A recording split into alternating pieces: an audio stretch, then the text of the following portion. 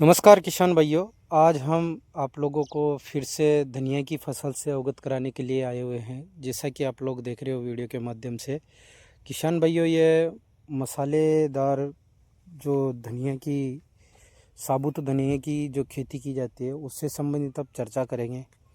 तो आइए किसान भाइयों, हम इसका कैसे प्रोसेस करें और इसकी बुआई से के समय और इसके बाद में इसमें कौन कौन सी समस्याएं आती है, बुआई के बाद में इसमें कौन कौन सी चीज़ों का ध्यान रखना पड़ता है, इन सभी चीज़ों को मद्देनज़र रखते हुए हम आज वीडियो के अंदर चर्चा करेंगे। तो सबसे पहले बने रहिए किसान भाइयों वीडियो में एंड तक।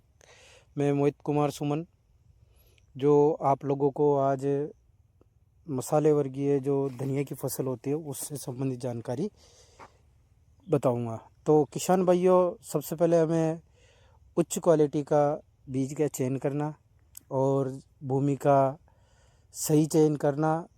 ऐसी भूमि ना हो जहाँ पे पानी का जल भराव क्षमता अधिक हो, ताकि इसके अंदर कोई प्रकार की समस्या देखने को ना मिले।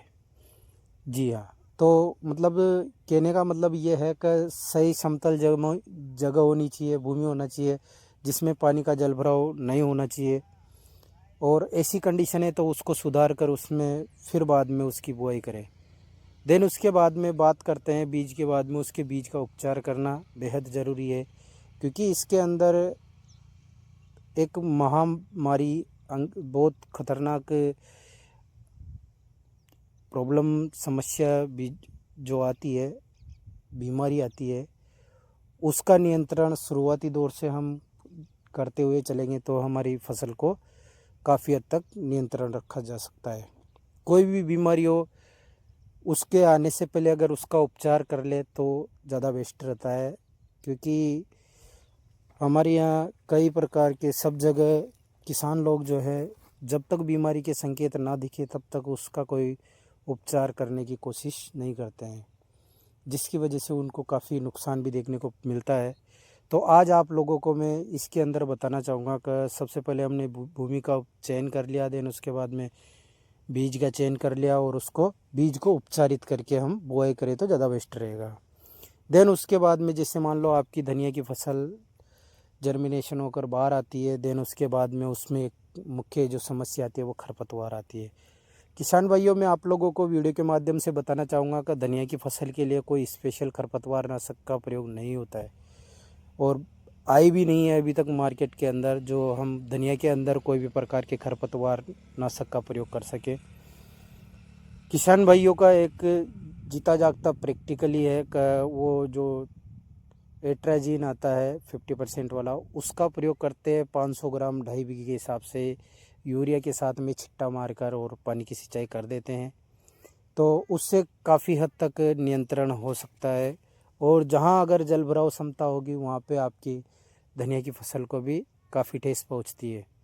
जी हाँ किसान भाइयों, हमको सब चीज़ों को मद्देनज़र रखते हुए आप लोगों तक हम जानकारी के लिए, जिससे हमारी इतना प्रोसेस होने के बाद हमारी धनिया की फसल लगभग 1 महीना 45 दिन के एवरेजन में आने के बाद किसान को क्या करना चाहिए कि एक नॉर्मली फोलियर स्प्रे निकालना बेहद ज़रूरी होता है, जिसके अंदर आप फफूंदीनाशक दवाओं का प्रयोग ले सकते हो। जैसे आप लोगों को बताना चाहूँगा, नॉर्मली अगर जैसे मान लो कम खर्च वाला फोलियर स्प्रे निकाल रहे हो तो उसके अंदर आप हेक्साकोनाजोल का प्रयोग ले सकते हो, जिससे इसके अंदर आने वाली कोई भी चुनिंदा फफूंद जनित समस्या होगी उसका नियंत्रण वहाँ का तहाँ रुक जाएगा। और बाकी बात करते हैं इसके अंदर जो सबसे मुख्य समस्या आती है वो लौंगिया, जिसको बांकड़िया की समस्या बोलते हैं। लौंगिया बीमारी जब फल बनता है उस समय देखने को मिलता है, और उसके जो सिम्टम होते हैं, लक्षण होते हैं, वो पौधे के किस हिस्से पर देखने को मिलते हैं वो मैं आप लोगों को बताऊंगा वीडियो के माध्यम से।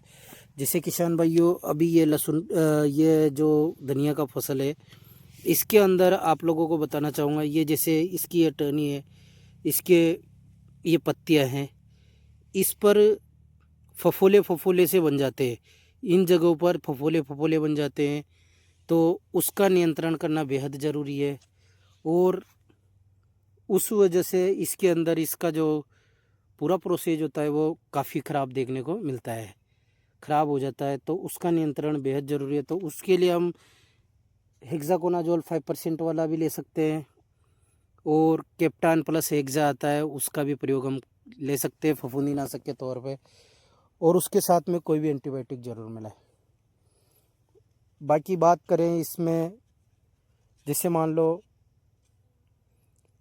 पाउडरी मिल्ड्यू और डाउनी मिल्ड्यू का भी अगर आप लोगों को अटैक देखने को मिले, तो इसके लिए आप WDG सल्फ़र का भी इसकी सिंचाई के साथ में ही प्रयोग ले तो ज़्यादा बेस्ट रहेगा।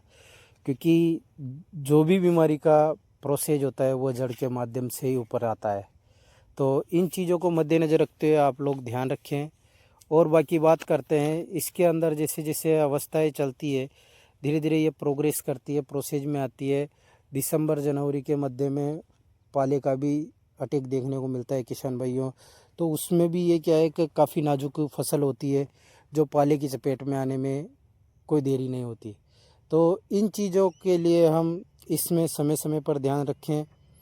तो जैसे मान लो आप जो मैंने आपको बताई चीज़ें उनका प्रयोग कर रहे हो, तो उसके जैसे मान लो 25 से 30 दिन बाद फिर दोबारा आप बासप कंपनी का केवरीटॉप आता है जो फफूंदीनाशक होता है, जिसमें मेटिरान प्लस 55% प्लस पायरोक्लोस्ट्रिबियन जो आता है 5% वाला, वो 400 ग्राम प्रति एकड़ के हिसाब से आप इसके अंदर फिर रिटर्न में इसके साथ में एंटीबायोटिक आप वेलिडामाइसिन या स्टेप्टोसाइक्लिन कोई भी चीज़ मिलाकर आप रिपीट में स्प्रे निकाल लो तो ज़्यादा बेस्ट रहेगा। क्योंकि उस समय भी इसकी अवस्था बड़ी हो जाती है, देन फ्लोरिंग और पोट का समय बिल्कुल कगार पे होता है।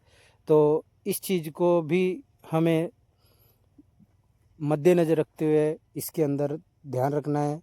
क्योंकि धनिया की फसल कई जगह लोगों ने बीमारी की वजह से करना ही छोड़ दिया। जो इसके अंदर लौंगिया बीमारी, जिसको बांकड़े की बीमारी भी बोला जाता है, तो उसके वजह से किसानों ने धनिया की खेती करना ही छोड़ दिया। तो आज आप लोगों को इस चीज़ के माध्यम से मैं जानकारी पहुंचाने आया हुआ था कि किसान भाई देखो, ये कोई माध्यम नहीं होता है जिसकी बुआई ना करें। बीमारियों से इसका नियंत्रण कैसे कर सकते हैं, समय समय पर इसका ध्यान रखना बेहद ज़रूरी है। तो इस प्रकार से हम धनिया की फसल में काफ़ी अच्छा प्रोसीज ले सकते हैं। और जैसे ही इसमें फूल और गोट कलियां बनने के समय पे इसमें और भी काफ़ी सारी चीज़ों का ध्यान रखना पड़ता है। ये सब चीज़ें मैं आप लोगों को समय समय पर अपने वीडियो के माध्यम से पहुंचाता रहूँगा। और ध्यान रहे किसान भाइयों, इसमें जब आप सिंचाई कर रहे हो तो उस समय पे सल्फ़र का प्रयोग करना बिल्कुल भी ना भूलें।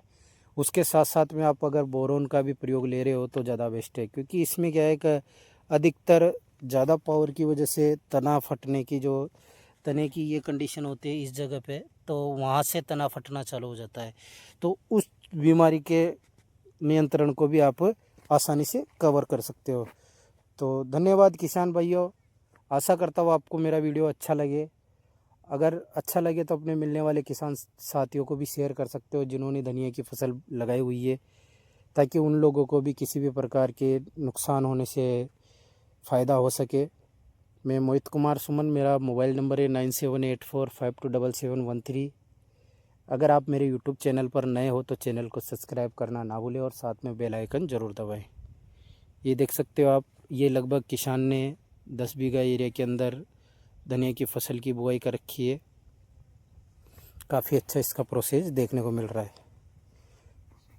जय जवान जय किसान।